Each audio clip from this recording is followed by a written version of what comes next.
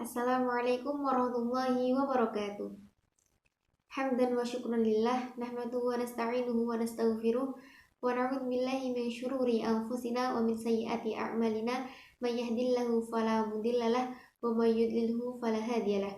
Asyhadu an la ilaha illallah wa asyhadu anna Muhammadan abduhu wa rasuluh, la nabiyya ba'dah, al-aya amma ba'du. Alhamdulillahirabbil alamin.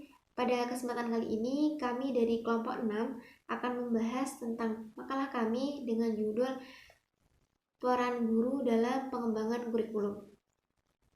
Dalam pembahasan ini kita akan mendiskusikan tentang 4 subbab. Yang pertama yaitu pengertian kurikulum, lalu kegiatan guru dalam merencanakan kurikulum, kegiatan guru dalam melaksanakan kurikulum, dan juga kegiatan guru dalam penilaian kurikulum.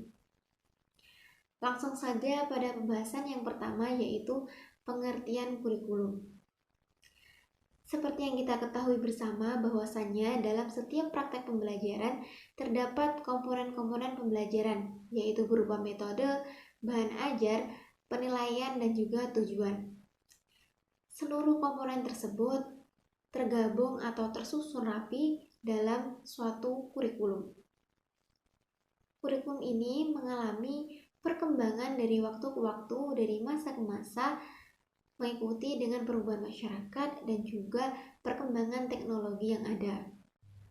Dakir mendefinisikan bahwasanya kurikulum merupakan program pendidikan yang berisikan bahan ajar dan juga pengalaman belajar atas dasar norma perilaku yang kemudian dijadikan sebagai acuan atau pedoman dalam melaksanakan suatu pembelajaran untuk mencapai tujuan pembelajaran yang diinginkan. Nah, dari pengertian tersebut, dari pendapat tersebut dapat kita simpulkan bahwasannya kurikulum merupakan bagian dari suatu sistem pengelolaan yang mencakup perencanaan dan juga pelaksanaan pembelajaran, kemudian dijadikan pedoman atau panduan bagi guru dalam melaksanakan kegiatan pembelajaran untuk mencapai suatu tujuan yang diinginkan. Baiklah, pembahasan selanjutnya yaitu kegiatan guru dalam merencanakan kurikulum. Ada beberapa hal yang harus diperhatikan oleh guru dalam melakukan perencanaan kurikulum. Yang pertama yaitu ada tujuan pelajaran atau tujuan pengajaran yang ingin dicapai, lalu bahan ajar yang akan diajarkan, jenis kegiatan anak didik yang diinginkan. Hal ini akan mempengaruhi tentang metode pembelajaran yang akan disampaikan dan juga merencanakan penilaian hasil belajar. Nah, terkait dengan tujuan pembelajaran, yang menjadi tujuan pokok adalah hasil dari proses belajar. Nah, tujuan tersebut mengandung muatan yang akan menjadi bahan pengajaran. Kemudian tujuan tersebut dibagi menjadi 3 ranah. Yang pertama yaitu ranah kognitif, ranah afektif, dan juga ranah psikomotorik sesuai dengan tingkatan atau taksonomi Bloom. Nah, setelah merumuskan tujuan, barulah kepada bahan ajar yang ingin diajarkan. Nah, dalam bahan ajar ini mengandung 3 komponen, yaitu komponen indikator, proses, dan juga nilai-nilai. Lalu, ketiga komponen tersebut dapat dirincikan sesuai dengan tujuan masing-masing. Setelah bahan ajar, lalu selanjutnya adalah jenis kegiatan anak didik yang diinginkan. Nah, jenis kegiatan ini berkaitan dengan metode yang akan digunakan oleh guru. Jadi, di sini guru harus memperhatikan tentang pemilihan strategi yang efektif dan juga efisien untuk mencapai tujuan pembelajaran yang diinginkan. Nah, yang terakhir yaitu merencanakan penilaian hasil belajar. Yaitu penilaian hasil belajar yang dimaksud ialah suatu proses penentuan dari suatu objek dalam konteks atau situasi tertentu, yaitu untuk menilai hasil pembelajaran yang telah dilakukan. Nah, cukup sekian dari saya untuk kegiatan guru dalam melaksanakan kurikulum dan juga kegiatan guru dalam menilai kurikulum akan dijelaskan oleh teman saya, Mbak Intan.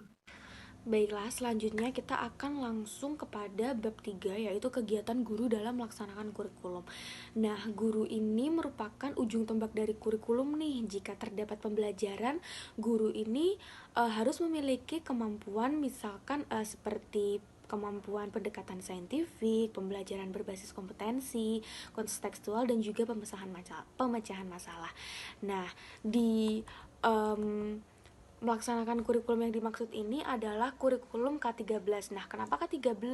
Karena kita ini kan dihadapkan pada kemerosotan moral-moral bangsa ya, dimana banyak sekali masalah-masalah bermunculan sekarang ini, sementara pemerintah itu masih berusaha memperbaiki memperbaiki pendidikan Indonesia, salah satunya itu dengan cara beralih ke K13. Nah, K13 ini mengembangkan dua modus pembelajaran, nah yaitu pembelajaran secara langsung dan juga pembelajaran secara tidak langsung. Nah, pembelajaran secara langsung ini adalah proses pembelajaran pendidikan di mana peserta didik itu mengembangkan pengetahuan, kemampuan berpikir, dan juga keterampilan psikomotorik melalui interaksi langsung dengan sumber belajar yang dirancang dalam silabus dan perencanaan pembelajaran yang berupa kegiatan-kegiatan pembelajaran.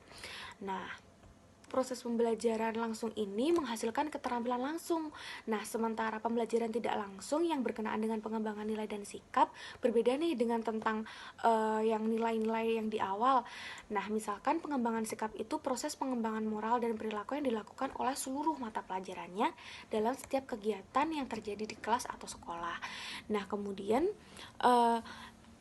pelaksanaan pembelajaran merupakan implementasi dari RPP kan, kemudian merupakan kegiatan pendahuluan, inti, dan penutup. Nah, untuk kegiatan pendahuluan itu ada yang pertama itu menyiapkan peserta didik secara psikis dan fisik untuk mengikuti proses pembelajaran.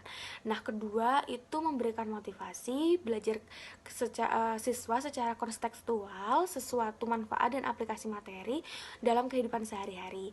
Nah, yang ketiga mengajukan pertanyaan-pertanyaan yang mengaitkan pengetahuan sebelumnya dengan materi yang akan dipelajari.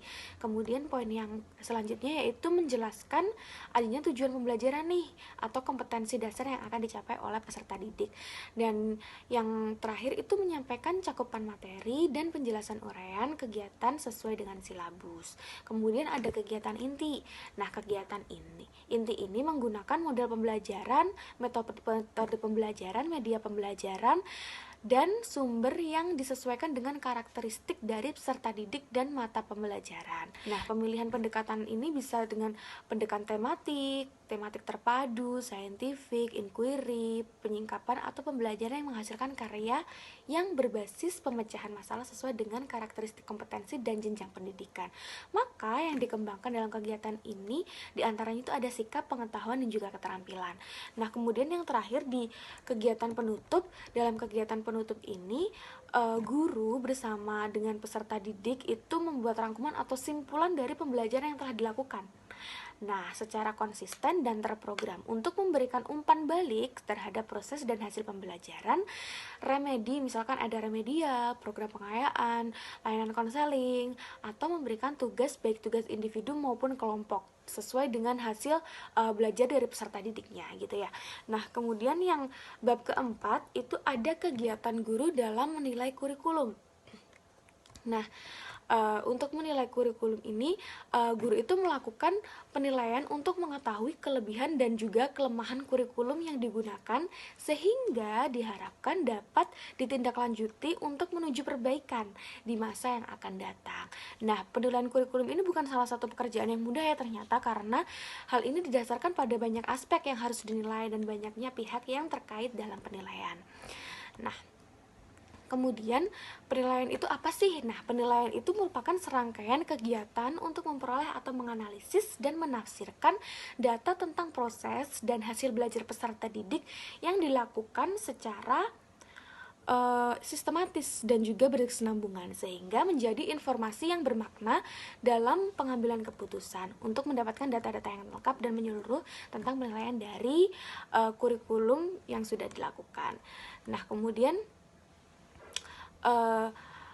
ada nih dari Khrushchev dan Beiner Metcalfe yang mengemukakan bahwa karakteristik yang dimiliki oleh guru yang efektif itu seperti apa sih. Ternyata memiliki 3 poin utama, yaitu yang pertama, memiliki kepribadian yang memotivasi. Jadi bukan sesuatu hal yang yang secret sekali ya kalau misalkan guru itu harus memiliki kepribadian yang bermotivasi. Nah, bermotivasi itu kayak gimana sih? Nah, yang pertama itu memiliki kredibilitas. Nah, yang kedua memiliki kemampuan yang hangat dan humoris. Nah, yang ketiga itu memiliki antusiasme. Nah, kemudian yang kedua, poin kedua yaitu berorientasi pada keberhasilan. Nah, dilihat dari apa sih sebenarnya keberhasilan ini? Yang pertama, itu memiliki keyakinan yang tinggi terhadap keberhasilan siswanya. Nah, yang kedua, itu memiliki kemampuan memberikan dorongan dan juga bantuan langsung kepada siswanya. Nah, kemudian yang terakhir, itu memiliki sikap profesional yang bisa kita kenali lewat karakternya. Misal, yang pertama itu praktis dan juga cekatan. Yang kedua itu menguasai bidangnya, dan yang ketiga itu dapat menyesuaikan diri atau sangat fleksibel dalam tugasnya. Nah, kemudian apa sih sebenarnya yang menjadi fokus atau perhatian dalam penilaian ini? Nah, yang pertama itu penilaian itu diarahkan untuk mengukur pencapaian kompetensi dasar pada KI 1 dan KI 4. Nah, kemudian penilaian menggunakan acuan kriteria, yaitu berdasarkan apa yang bisa dilakukan peserta didik setelah mengikuti proses pembelajaran, bukan untuk menentukan hasil seseorang terhadap kelompoknya. Nah, kemudian yang ketiga itu sistem yang direncanakan, yaitu sistem penilaian yang berkelanjutan. Nah, berkelanjutan ini dalam arti semua indikator itu ditagih, kemudian hasilnya dianalisis untuk menentukan KD yang telah dimiliki dan yang belum, serta untuk mengetahui kesulitan-kesulitan yang dimiliki oleh peserta didik. Nah, kemudian yang keempat itu hasil penilaian itu dianalisis untuk mengetahui tindak lanjut juga. Jadi tindak lanjut berupa perbaikan proses pembelajaran di berikutnya seperti evaluasi tadi atau remedi. Nah, kemudian yang terakhir itu sistem penilaian harus sesuai dengan pengalaman belajar dari peserta didiknya yang ditempuh dalam proses pembelajaran. Misal, jika pembelajaran menggunakan pendekatan tugas observasi di lapangan, maka evaluasi harus diberikan baik pada prosesnya. Misalkan pada teknik wawancaranya maupun produk berupa hasil merupakan observasi yang merupakan perlakuan dari observasi lapangan tersebut. Nah, jadi seperti itu yang bisa saya sampaikan. Ada kurang lebihnya, saya mohon maaf. Kami mohon maaf. Wassalamualaikum warahmatullahi wabarakatuh.